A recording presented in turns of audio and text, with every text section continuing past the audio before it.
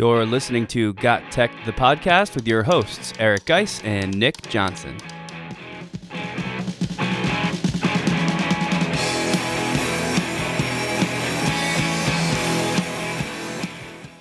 Welcome back to GotTechED the Podcast. This is episode 124 called The 7 Commandments of Personalized Learning Enhanced with Edtech. In this episode, we'll share 7 aspects of personalized learning and the Edtech tools that can enhance this personalized learning classroom. This is another episode you don't want to miss. Check it out.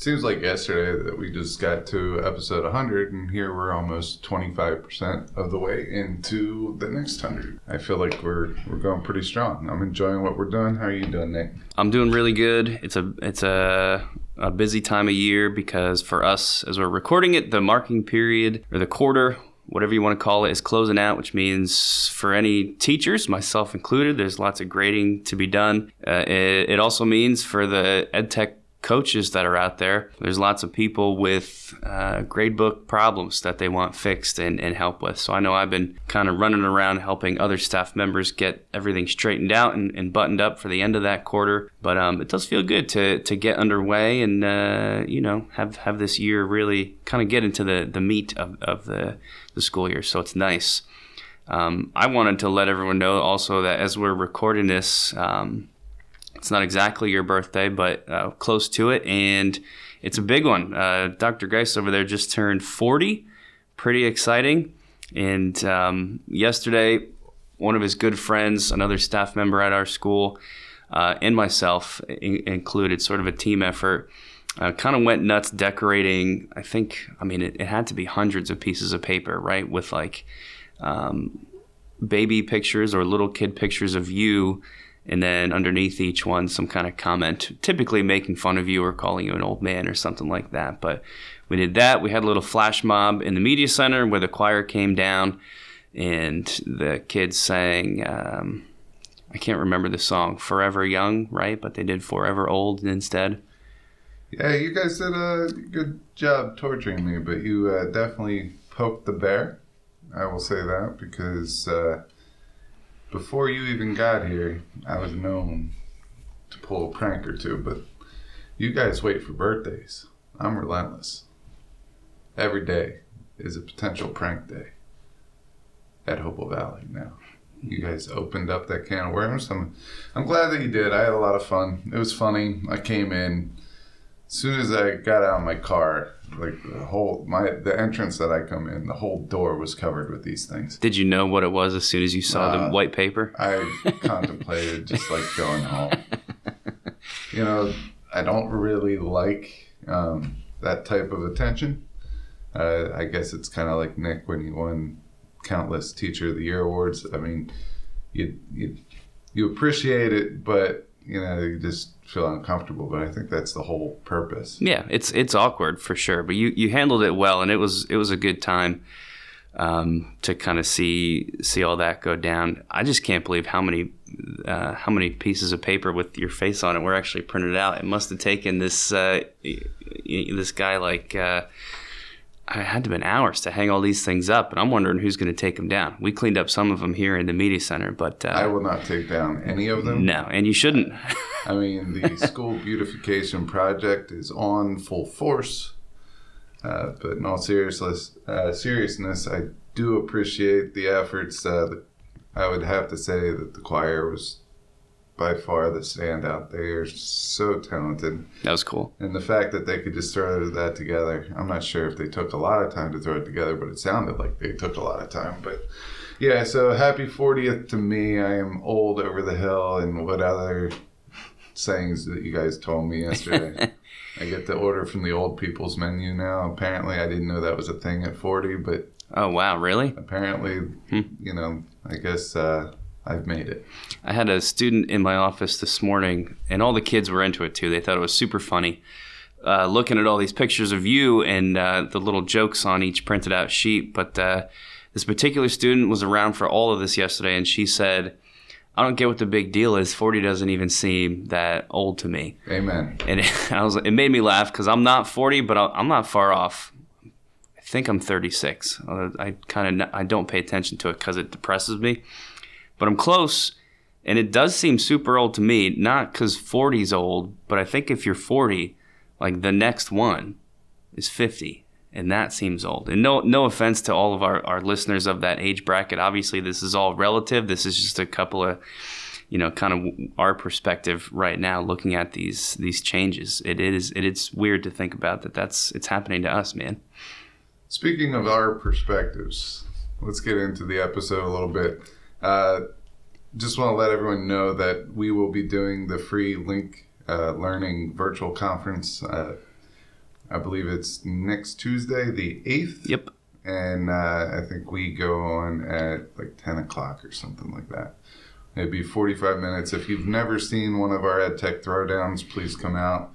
Go on to the Linc Learning webpage, register for the free virtual event, and you'll be able to see one of our Edtech throwdowns where Nick and I go a mano, el swine. I don't know what that means, but it was from a video or a movie from my childhood, and it always sticks with me. I don't know why. El swine. That's funny. Yeah, it means pig, right? Yeah, I think so.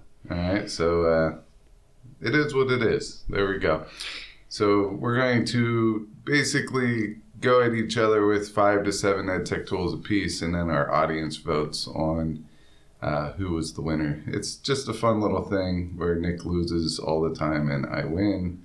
It's not really true. I just feel that way because, I feel like I won a lot of them, and Nick's sitting across from me, so the trash talk must begin. Yeah, I mean, we've done it so often. We used to keep track, but we kind of fell off of who's won what. But whoever wins, it's a good time. It's sort of like our premiere presentation that we do as a team, and it's a fun one to watch, and you should get a lot of good Edtech out of it too. The other big event coming up is the New Jersey Teachers Association, Educators Association statewide conference in Atlantic City. That will be next Thursday and Friday. I believe that's like the 9th, 10th, the 10th and the 11th, something like that. We're not presenting. I might take a drive down there because I forgot to tell my babysitter that I had off that day. So I might take advantage, go down and check it out, see what it's about. Because typically I'm not around this weekend. I take the time to go visit family, but this year I'm not going to do that because they're coming to us. So in a couple weeks for Thanksgiving. Very excited about that. This podcast is a proud member of the Teach Better Podcast Network. Better today, better tomorrow, and the podcast to get you there. You can find out more at teachbetter.com/podcasts. Now let's get back to the episode. All right, let's get into today's episode, which is all about personalized learning strategies and the Edtech that supports these personalized learning classrooms. So what we're going to do is we kind of wrote out 7 different branches of personalized learning that we want you to kind of think about. For the most part, I think a lot of educators out there are doing some form of personalized learning, at least part of the time while they're teaching. However, just putting this list together made me realize that there are areas that I can improve upon, and that's what we're hoping happens with our listeners, that there's something that you could grasp onto, whether it's an Edtech tool, whether it's a teaching strategy. We put a couple activities in here that you could look at, and hopefully you could reflect upon your practice and see if there's something that you can add into your practice to make your classroom just a little bit better. Yeah, so we called it the 7 commandments of Edtech, not because you should do or must do all these things all the time. It's the same, it's the same COA that we put at the start of our Edtech presentations, which is don't feel pressure to incorporate every single thing we talk about. That's a very stressful way to listen into any of our episodes or any of our presentations. But you want to listen to all of them, and none of these is stuff that is probably new. Maybe a couple of them might be new, but these are things we know, but these are things that are easy to kind of push off on the back burner. And we just want to kind of run through the list and bring it back to the front burner and remind everyone that this is some good stuff to incorporate in your class when you can, as much as you can. Even if it's just one thing that you hear today, it might be helpful, and it might help you connect to one of your kids, because that's what it's all about. Personalized learning, putting the student at the center, because that's, at the end of the day, that's what it's all about. I mean, we're trying to teach them, so they should be at the center, and we think that this list of 7 things is a good way to do it. Yeah, so what does it mean to be at the center? I think we sometimes think, oh, that's where the students just go off, do their learning, and the teachers are here just to help out. That's not the case at all. A lot of people say that teachers aren't really teaching in this form of well, it is teaching. I can't get around it. It's teaching. It's actually harder in some cases. Once you get the practice down, then it becomes easier, and it becomes more of a shared learning experience rather than a dictation or a lecture. All right, so the first, I don't know, tenet maybe, not commandment, maybe tenet. Tenet's good, yeah. We've been struggling for the terminology, but first aspect of personalized learning, and probably the most important in my opinion, is getting to know the learners. Now, notice I said learners and not students. All right. Every time a group of people go into a classroom, you have your teacher and you have your students. Those are titles that are given. You don't even need to earn those, really. I mean, the teacher, yes, they have to earn the accreditation and all that, but you're given that at the beginning. It says it on the schedule. But we need to make these students learners. And the way that we do that is we get to know them, figure out what makes them tick, and we help give them resources, and we support them in a way that they take autonomy of their learning. That means that they are interested in what they're doing, and in order to get them interested, you have to figure out what they're interested in and make ties between their interests and the content that you're teaching. We need to recognize that all learners are different. So I know that our good buddy Kyle uses this for UDL, Universal Design for Learning, this analogy, but I'm going to say it because I don't think there's one that I've heard out there, and I can't come up with one that's better. All right, if you treat your classroom like you treat hosting a picnic with a lot of people coming, you don't just make one thing. You don't just offer one thing. You have to figure out who has dairy, lactose intolerant, dairy intolerance, maybe who has Crohn's, who has a nut allergy, so on and so forth, who's a vegetarian, who's a vegan, and you have to make sure that all those options are covered when you plan a picnic. Same thing when you're teaching a classroom. We have auditory learners, we have, visual learners, we have learners that, tactile learners where they have to manipulate things with their hands.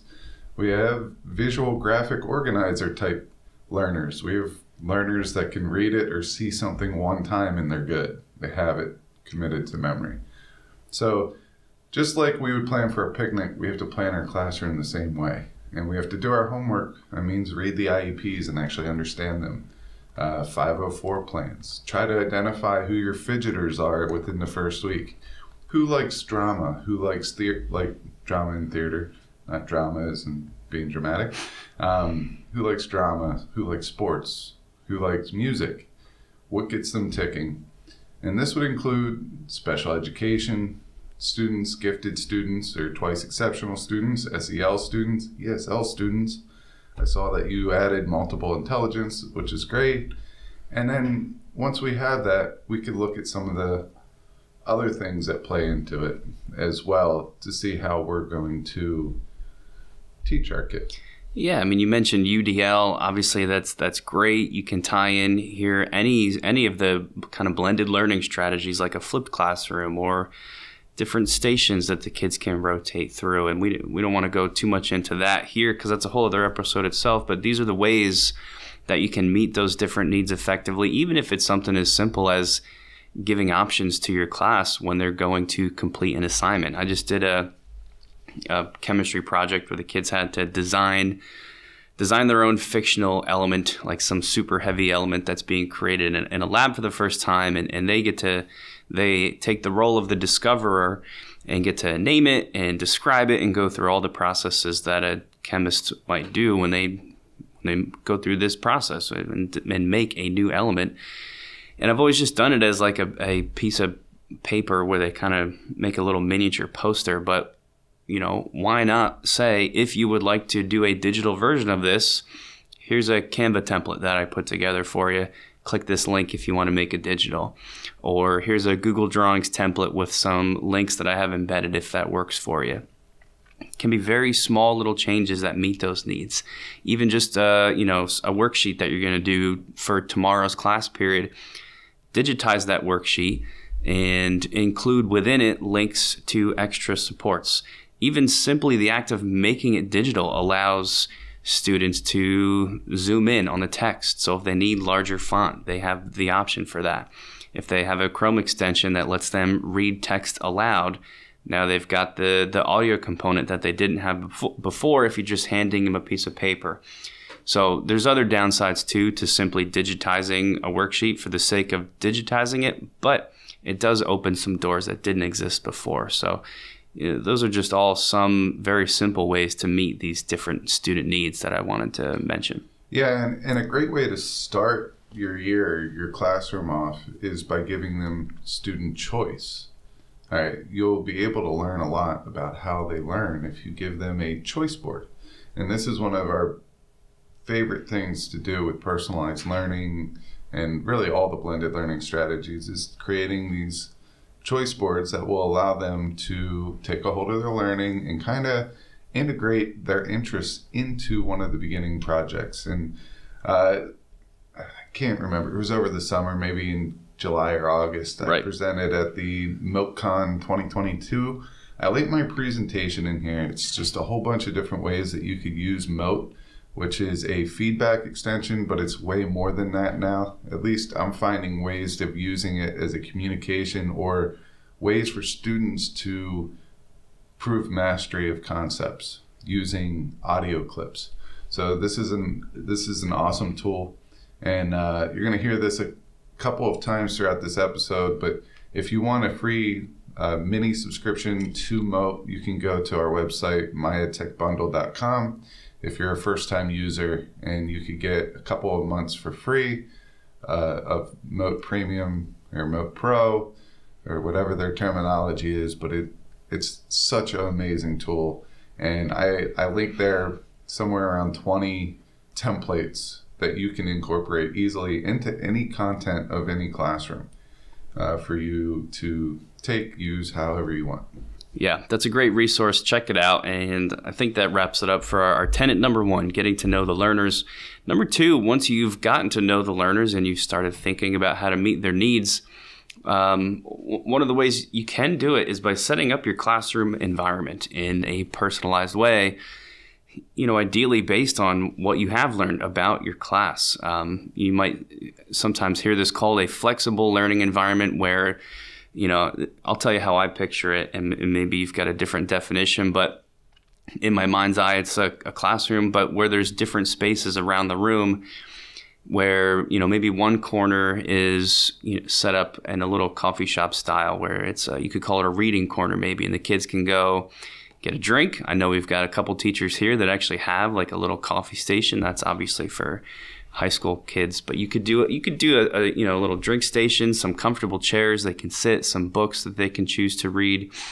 You might have a different area that's set up for group work. You might have another area that's set up for that direct instruction, but just giving these different options around the classroom is a way that you can have the environment open up to different types of learners. Yeah, that's a great way of putting it. I want everyone to think about this because traditionally, we have desks in rows, all right, and that's great for the lecture style learning, but make sure that you're picking a setup that's conducive to how you're teaching. If you're doing a personalized learning or collaborative learning style, you don't want a bunch of individuals in that classroom. You don't want rows, all right, you want the desks facing each other. So if you have lines of desks, you can easily make that more personalized into a more personalized learning setup by turning the desks into one another and having more of a King Arthur's round table thing, just a circle of desks or a square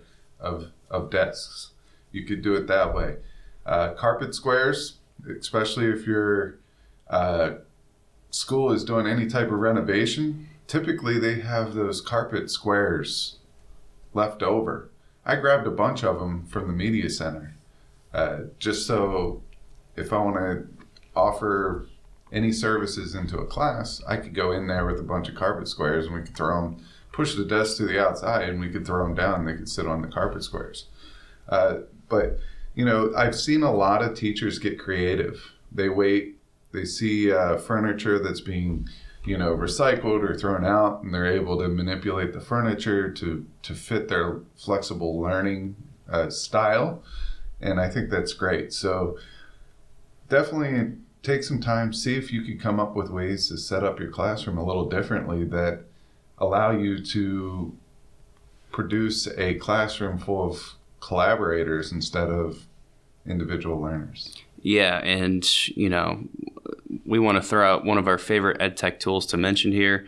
That is Classroom Q, as a really great way to open up some of this flexibility in your learning environment.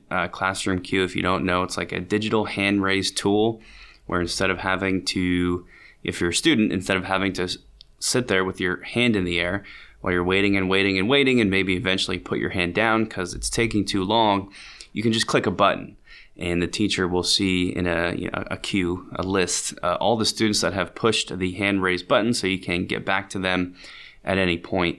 It's nice to have a tool like that available when your space is flexible, because it's going to help you keep track and it's going to make sure the students know that no matter what, they have a way to let the teacher know that they need some assistance. And Classroom Q is a really great product.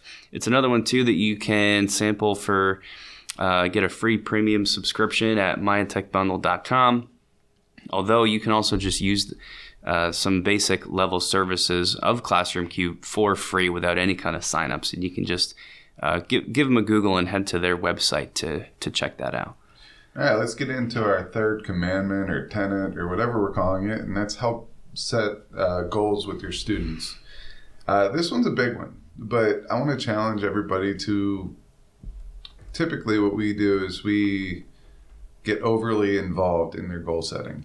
Students really don't understand the importance of it, but the key here, and this is one that I have to get better on and I have been improving on, and listen 90%, talk 10. Listen to what they have to say, what they want to work on, and just give them the support needed to accomplish those things. So if there's, the 10% is really if they are setting the bar extremely too high where it's unreachable or unattainable. You want to bring them back down to earth a little bit. Maybe say, okay, we're going to work towards that, but our first goal is going to be this. And then once we hit that target, we'll make another goal. So really chunking very large goals is a great way to use that 10%. Another great way is if a kid is stuck. I know when I always tried to make goals, I didn't want to say something that was too attainable because it made me look like a slacker, and I didn't want to go overboard either because, to be honest with you, unless I had a teacher that was more into a collaborative style that allowed you to do independent work when you need to, but also talk and communicate with your peers, I didn't really thrive and I wasn't comfortable in those situations. And to be honest with you, growing up, I didn't have many of these collaborative learning styles, and that was just the way that teachers taught back then, but it did not fit my needs and it caused me to struggle in a lot of my classes. When I talk struggle, I mean, I had to put a lot of effort in to learn that way. I was able to do it, but so that 10% is really just to shape their goals, make sure it's attainable, but still challenging, and really getting the students to believe that they're the ones setting the goals, even though you kind of know where you want them to get to. Another thing related to this is, being flexible but also holding a standard. it's easy as a human being to take advantage of any environment that is too flexible. And that's not, trashing students. That's just human nature. Any adult would do the same thing. If you know that any bar that has been set is not really a bar, that if you just ignored it, there would be no consequence. Anyone is going to take advantage of that, obviously. So you want to hold some standards, but also be flexible and be a human with your students. If on a case-by-case basis, and this goes back to getting to know them, if they're dealing with something in their personal life, they probably should get an extension on what they are trying to complete for your class, and you can change that for them. But also knowing that there is still a guide here. There is still a standard that we have to set, and just being direct. You can go up to a student and tell them, you're falling a little bit behind. Today, you must do this in whatever form it's in by the end of this class period. It needs to get done. And that's part of that goal setting. And they can use those things when they're setting their own goals later in life too. So that's a big one, kind of walking your students through this process, because they're kids. They don't always know that's part of a decision-making process. And that's part of learning, is kind of deciding what needs to get done and when. So a very important one, as is number 4, or tenet number 4. This is what I struggle with the most in class: questioning. Very, very challenging. I'm going to kind of tie that in with just running classroom discussions where your kids are talking to each other, because a lot of that is facilitated by the questioning the teacher asks. Super, super challenging. I know one way that I've approached this recently is just changing the way, like if I'm done explaining something, say during a little bit of direct instruction, instead of just saying the typical, "Does anyone have any questions?" which almost always falls flat unless you have an exceptional group of students. Pretty much nobody's going to say too much, especially as the year gets on and the kids are sort of starting to get a little more tired and complacent in what's going on. That's tough. Just literally changing your wording on things. Instead of saying that, you can say, "What are you wondering about?" There's another slight wording change that I can't remember. I saw this on Instagram from somebody. Instead of saying, "Does anyone have any questions?" I think this lady said she just switched to, "What are your questions about?" And then you name the specific topic that you just went over. And even just that can totally bring out students' minds that really weren't even paying attention to what questions they had before. So you can find little changes like that. Yeah, one of the things that I like to do, in our first supervisor, I think she was your supervisor too, Mary Yeomans, she helped me out with this. She would always ask me how I wanted to be observed. Like, what am I after? What do I think I need to improve on? And without a doubt, it was questioning every time. When I first started out, I was like, we got to get this done. I'm just going to give them the answer. That was terrible, right? Terrible Teacher of the Year award goes to me. Great. But she pointed out my first year, questioning is difficult for first-year teachers, new teachers, and to be honest with you, everybody. Yeah. So one of the things I kind of reflected on my practice with is, how can I get them to figure out the answer without me just give it to them? So what I do is I use the whiteboard, and I call it a brain dump. I invite the kids to go up to the whiteboard. We grab markers. We figure out what they're confused about. So, for example, if they do something like cellular respiration or photosynthesis, I'll be like, "All right, great. So your question is on this topic. Let's write down every single word that ties in with that topic that you know about. And let's write down every single word that you're confused about. Or what parts of these words are you confused about?" So really, at the end of that little 3 to 5 minute session, they understand all the components of it. They just didn't understand the order that it went in and what drove that particular process.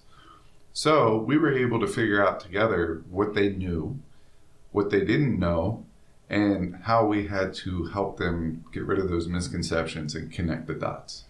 So at the end of that kind of gave me a way to address the whole class. So I just brought the whole class back in, And if one group has a question on it, there's probably others too. So then what I'd be able to do is bring them all back in. I don't do that every single time. I just do it when I have a feeling that there's a misconception there. But that's a good way of doing it. Doing a brain dump. There's a whole bunch of little mini questions that go into it. Like, what do you know about this topic? What are you confused about this topic? And then at the end, can I get anyone to help them identify things that they've missed? And then what we do is we just lump them all together. So, yeah, excellent ideas there. I'm going to piggyback off of that, at least for the high school level, and this probably applies to more than that too. Your worksheets or activities where students are answering specific questions, and then as a class, you're going to go over that, right? That's a really important thing to do. Obviously, we're all doing that in some form. Well, at least in the math and science world, that can be pretty stressful for kids, especially the ones that were confused while trying to answer those questions. Because now, as we're going over it, and I'm calling on people or going around the room and saying, Tommy, what's your answer to number one? It is probably one of the more stressful classroom events that can take place. I know when I was in school, I absolutely hated it. Even if I knew what was going on and had answers, it was just you just feel called out, you feel exposed, and I think it's a smaller percentage of students that are okay with that, and a larger percent that find this like not nice and not fun. So, but we got to balance it with the need of, that's important to do. You have to go over material like this so students get some feedback on those answers in real time. One thing I've started doing this year is when I go and choose a particular student to share a response, at the beginning of that session, I will say to the whole group, if I call on you for, say, number 2, you have 3 options. You can give the answer that you came up with. You can explain what you know about it. So if you don't have an answer, but you know a little bit about that topic, you could just pretty much start talking about what you think you might have to do. Or if you don't even have that, you could literally ask a question about number 2. You know what I mean? If you don't know how to begin, your question could even be, I don't know how to start this. And then that's your intro to throw it out to the rest of the class and say, okay, great. There's probably other people out there that also don't know how to start number 2. Does anyone have any ideas? And you always want to keep it's like just keeping everything as open as possible all the time to any response, because then you're not shutting down thought. You are allowing any thought, even if that thought is a question, which really should be the point. And that's made a huge difference for me. I don't know why it took me like 15 years to figure that out, but yeah, that's a good one. I would not do any type of direct calling on, like asking them to do any type of recall, especially at the beginning of the year when no one knows anybody. But once they're more comfortable, I think that it can be a powerful learning tool, because I've said this many, many times, students learn the most when they're uncomfortable. Exactly. Because they want to fight their way back, but you have to be very crafty in the way that you do that. So our next 2, 5 and 6, I'm going to kind of give you like a 2-minute rant, soapbox type moment.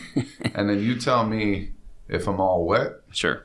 Or if you kind of agree with me. And I don't expect you to agree with me ever, because that's just, our nature. But all right, I'm excited. Let's do it. All right. So the next one is develop your assessment strategies. And we put down here standardized testing. So these are your typical summative assessments versus content creation or a PBL type approach. So standardized testing, we'll just call that, to go with the summative assessment, is more of a individual activity that challenges them in a way of their test-taking skills and their content, where content creation or PBL basically allows them to choose the way that they're going to present their mastery, and it allows them to work with the content and make further connections. For me personally, standard-based grading is terrible. I hate the state-based testing. I wish it would go away. It did go away during COVID, but now we're bringing it right back. And I can't wait to look at the data in a couple of years to see how our students who didn't have to do standardized testing for 2 years do compared to the ones that, have to do the standardized testing. Now, I believe personally that at the younger ages, I think they were more impacted with the shutdown of schools during COVID, because we now have third graders that don't know how to read, or they're not at the reading level that they should be.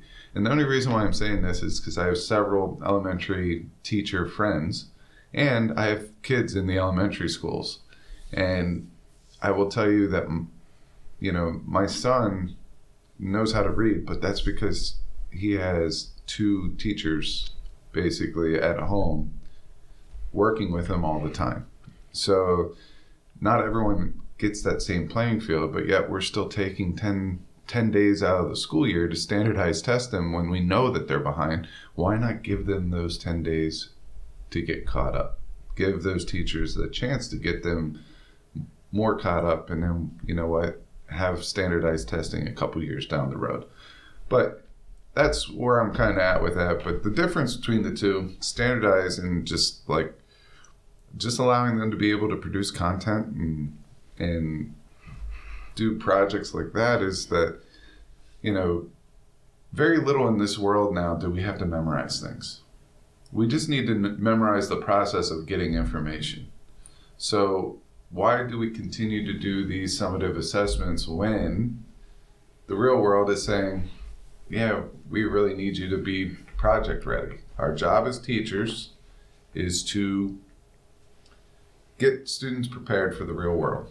So do we show them a process of how to do what they're going to do in the real world, or do we continue making them memorize useless facts that they could look up by typing it into Google or some other platform that they're working with?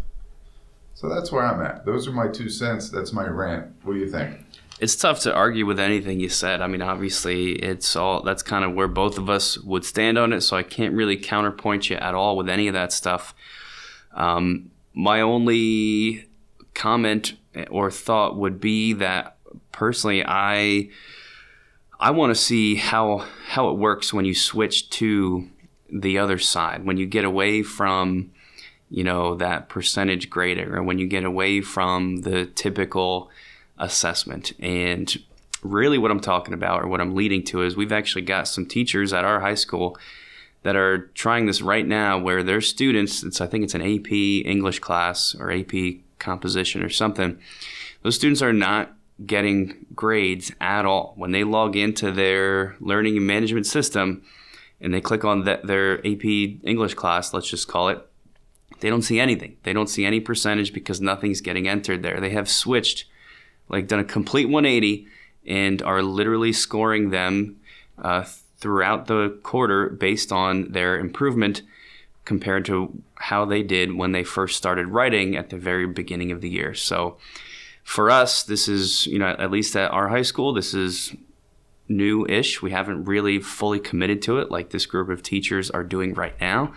What I would really like to do is kind of talk to them, and ideally talk to some of those students afterwards and see what they thought about it. One of their big motivations is the stress that ideally is removed when a student can't be constantly aware of what their grade is.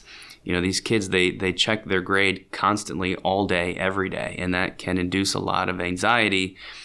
And anxiety is kind of like the enemy of learning, right? You can't really learn stuff if you're super stressed all the time, at least not as well. So their thinking is, if there was no grade to check, then the students would stop checking constantly. And what are you going to focus on if you can't focus on what your grade is? Well, maybe I can focus on my writing and being better. So they are getting feedback, and they are getting some scores on like a 6-point scale for everything they write, but they don't see that they have an 82 or a 92 or whatever it is. Now, they have some process where at the end of the quarter, they are converting some of that information to a numerical grade, and they've came up with a system for that. I can't give the details. I'm just saying I would like to look at it after the fact and talk to them and talk to these kids and see what they thought about it. But the long and short of it is everything you said. is great. It's just about figuring out a process for how all that stuff works. I think it's wisdom in my old years. It took me a while to get to those conclusions. Right. All right, the next one kind of goes along with it, and you hinted at it, and this is number 6, and this is grading. And I have standards-based grading versus percentage grading. For me, this is what this means, and I'll break it down. So percentage-based grading is what we're currently in, and that's when students are getting compared to other students in the classroom. So we have them take a test. They get a 75, and then we throw the class average up on the board, or we say, hey, our class average was a 70, so we're going to give a 5% curve, so our grade's up to a 75. All right. Once again, our job as teachers is to look at the individual student. We don't look at the whole class and say, oh, you guys had an average of 83, you all passed high school. We don't do that. We do, oh, Johnny, you had an 83, you got a B, great job, here's your degree. You passed this class, etc. That's what we do. So once again, we're taking a practice comparing everybody, and I'm not saying that those statistics aren't relevant. I'm not saying that we can't learn stuff from looking at the whole group and looking at those statistics. Maybe that's how we get our misconceptions within our course. But what I'm saying is our school, we're talked to, most of our direction is to tailor to the individual student, but yet we're using a system that is more tailored to looking at the population as a whole. Right. So we need to do some type of a performance-based grading or standards-based grading or competency-based grading. These are all terminology that we throw out there that can be intertwined a little bit, or somewhat they overlap, but there might be a unique difference. But I like that better because this is like our English teachers right now. They're comparing, Johnny and Sarah individually to themselves from the first quarter to the fourth quarter. And they're looking for mastery, they're looking for improvement, they're looking for target areas in which the teacher could help them learn. This in itself is more personalized. You're up. What do you think? Yep, you nailed it. I just can't wait. I don't know. I shouldn't say that. I'm nervous about when we switch to, someone forcing me to do standards-based grading because of the work it's going to take me to shift over to that. So while I'm sort of not looking forward to it in that aspect, I'm really looking forward to it in terms of, I think I kind of need someone to force me to do it, just so we can say, this is the year. I'm not giving a student a 93 anymore. I'm giving them a list of chemistry things that they're supposed to know and sort of checking boxes and saying, here's what you were able to show me at the beginning of the year, and here's what you were able to show me now. And it's just a much more common sense approach, and we need to get everybody down that road. And kudos to those of you out there who are already doing it. But that's some of the grading stuff, of course, that goes along with personalized learning, which means it is time to get into our 7th tenet on some of the Edtech tools that can support this. Yeah, this is a great list that we've come up with. We've done some research. Due to time and everything, it's going to be one of these things where we kind of tell you the functionality, we tell you the name of the tool, and then we have everything hyperlinked in the show notes so you can go and check them out. All right, so we're going to go through, 8 different categories here. Reading, planning and organization, so that's 1. Writing, collaboration, curation, note-taking, research, and publishing. We could have gone another 15 or 20 deep, but these are our main ones that we want to talk about. Our first one is reading, and one of my favorite tools, which is free, is by Natural Readers. It's called Natural Readers, and it will allow you to get a free account for a powerful text-to-speech program. And this is absolutely awesome. You could upload text and documents or convert to an MP3 to listen to anywhere. So there's an online reader. You could go there, watch a video, and it's very easy to understand. It's very easy to operate, And it's just one of those powerful tools that we could use with all of our students. It might fit really well into our special ed population, but I will tell you this, it will work with all students. You give all the students the opportunity and they get to choose whether or not they use it. Yep, that's a really cool one. Under planning and organizing, we've got 3 tools listed. The first couple are sort of like, mind mapping or brainstorming tools. This first one in particular, called MindMeister, is all about collaborative mind mapping, which to me is sort of where it really separates itself. But just the ability to easily create these diagrams that help map out your thought. Mindomo is a similar thing, creating mind maps, concept maps, outlines, even a certain type of chart that we didn't talk about called a Gantt chart. I think I'm pronouncing that correctly. And then one we're going to go back to a lot on this list, and that is Canva for Education. If you're a teacher or a student, you're going to find all sorts of organizational templates on Canva that can give you sort of the old school paper printout, but this time you can edit it and make it your own. So 3 good ones there. Yeah, so the first 2, you get 3 mind maps for free. I don't know how often you're going to use mind maps, but if this is going to be a regular occurrence, I would strongly suggest staying with Canva for Education, because that's free for educators and students all the time, and they have some amazing templates that make it super easy to use. The next subcategory is writing. Speech to text is a great Chrome extension that it's somewhere between 95 and 99% accurate. When I typically use speech to text programs, because I guess I'm monotone and my voice is so low that it does not pick up a lot of the words that I say, or maybe I just don't enunciate words very well. I'm not sure. But this one does a really great job for my voice. So if it's going to do a great job for my voice, I think it would probably work for everybody. And then there's another extension called WordTune that we brought up a couple times, and it is part of the Edtech bundle free mini subscription. WordTune will allow students to type things out and then highlight it. And when they highlight whatever they typed out, it will give them different options to write whatever they have typed out the same way, like different ways to write or get the same point across, I guess. So that is WordTune. Yeah, we love WordTune, and these are, I think that little section you just went over is one of the easiest ways to let tech meet some of those individual student needs. I'm glad we got to share a couple specific tools there. Under the collaboration banner, we've got 2 things to bring up. Canva, again, if you're sick of hearing it, don't be, because Canva, we think, and you've been telling me a lot about this recently, is really becoming we're trying to become an all-encompassing tool really for schools in particular. If you're thinking about Canva just as the graphics generator where you can design an Instagram post, it is slowly and maybe not so slowly becoming so much more than that. They've already got, besides just the graphics creation, they've got the video editing, which is becoming much, much easier to use and more all-inclusive.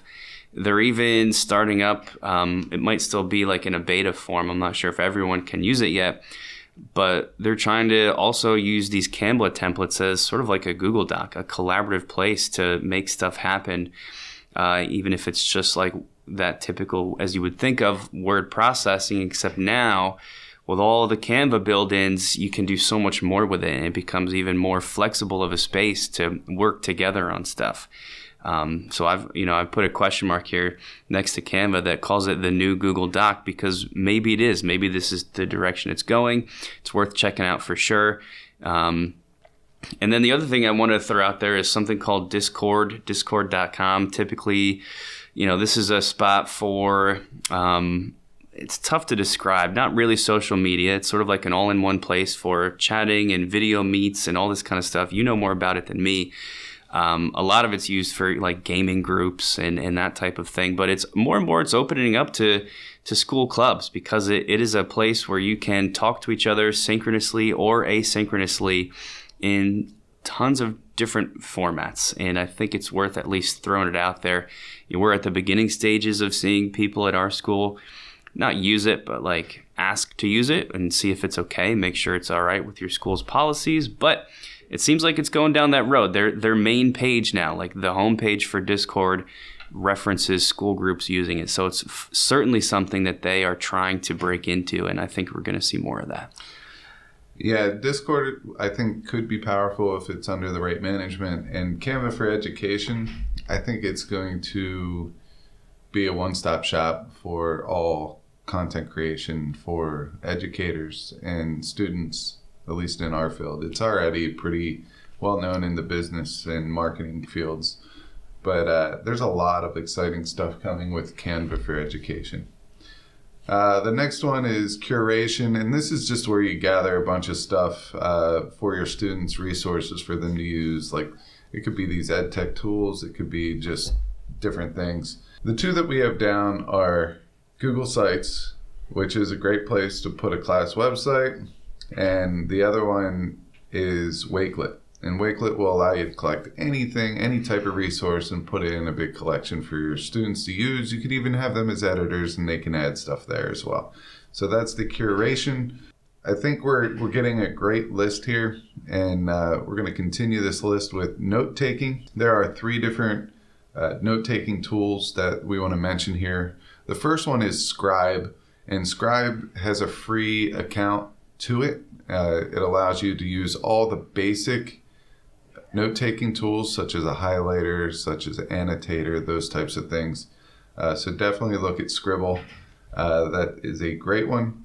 And Nick, I think you added 2 more that you're more familiar with. Yeah, I just was thinking for note-taking, mentioning some extensions that are out there to make it a little bit easier on students. Quick Notes is not a popular one, but it looks like a really good one, well-rated on the as a Chrome extension. It's just opening a new tab in your Chrome browser and taking all sorts of color-coded notes there. You can drag in images and stuff. My favorite one is called Note Anywhere. This lets you actually take notes on a web page, and then it saves those notes. So every time you go back to that web page, those notes are all right there. I use a class web page, like a Google site, to post everything for my students in my classes. So I tell them to use that. Like, as they're there accessing my resources, they can actually be writing things down on the web page itself, and that's kind of a neat way to save those things. Under research is a tool called The Juice that's also part of the myedtechbundle.com not package, I guess, but list of tools. They take news articles and make them accessible for middle and high school teachers. You can have those articles sort of rewritten in different reading levels. And there's a couple different websites that will do this for you. We're throwing The Juice out there because it's one of our favorites. And it's just nice to point kids in a direction where they can get accurate, quality research. So check out The Juice. Yeah, and I will mention that a lot of our individual content areas have amazing platforms like HHMI for science, Data Nuggets for science. There's a whole bunch of them out there for science that I could tell you about, but that's just because I was a previous science teacher. There are others out there. I know that the history teachers like a lot of PBS resources out there, so that might be a resource that you throw out to your kids. But there are a whole bunch of different ones for different content areas. So our last one is publishing, and this is one that we keep throwing out and we keep tacking on. So there's the 4 C's of creativity and blah, blah, blah, blah, blah. I'm done. Like, the 4 C's are very, very important, but I think we're missing one, and it's not a C unless you put content in front of it. Content publishing. We want our students to be content creators. Maybe that's it, double C there, content creators. But this is a big one. So there are several simple ways, but pretty much everything fits into a blog. You could put a video into a blog with writing underneath it, pictures into a blog, artwork into a blog, all this stuff. You can even use a blog to help explain a manipulative or some type of a mind map, like how it connects. You can tell a story that way. All right, we could use audio in a blog. All right, that's a podcast. You can throw a podcast up there with show notes underneath. All right, but where can we host these things? So for blogs, anything I just mentioned, EduBlogs allows you to do that. So go check out EduBlogs. It is free, or there is a free version there. You can make a video channel, have a classroom video channel, and just have it under the teacher's YouTube channel. All right, and you can make that, and each year, instead of deleting that content, you can leave it up there, and you can just make a new playlist for each year, each class that you have. And this is one of my biggest things here. If you do that, whatever last year's students make, you can have your new students listen to it and then take that video a step further. So now we have continuous learning rather than just stagnant learning where we do the same thing over and over and over again each year. And then the last one are class websites. Google Sites will work perfectly.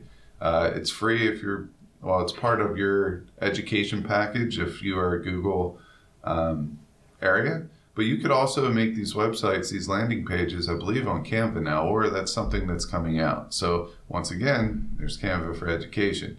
If you want to take a look at what Nick and I have created at our school, I put that website underneath. That's hvspn.com. And that's going to wrap up our tools.